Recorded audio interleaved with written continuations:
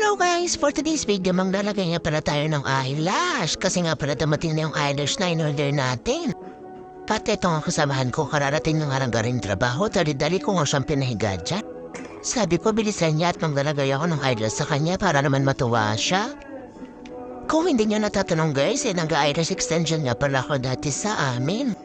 Kaya naman natutuwa ako nang dumating ang aking eyelash extension na in-order, dali-dali ko nilagay sa kanya. Para naman matry ko agad sa kanya dahil nakalimutan ko na kung paano maglagay. Sabi ko nga sa kanya ay matulog niya muna siya kasi alam ko naman pagod siya at pagising niya ay sobrang ganda niya na.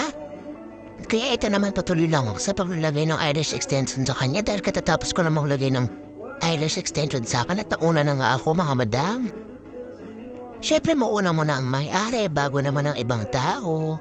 Kaya naman na sobrang gandahan naman ako sa in-order ko. Kaya naman talagang excited din ako na ilagay sa kanya at para makita ko na rin kung ano ang magiging outcome sa kanya. Sobrang nagmamadali na nga siya dyan kasi inom na siya mga daiski. Kasi nga pagkatapos kanya na ibalak namin mag-inuman. Nakabili na nga rin para ng yelo at pulutan. At pagkatapos nga yan ay mag-iinom na nga kami para tuloy-tuloy na hanggang umaga. Take note guys, may pasok nga pala kami niya kinabukasan kaya pala nagpapaganda kami. Malapit na nga pala matapos ang ginagawa kong eyelash extension sa kanya. Kaya yan lang guys. Thank you.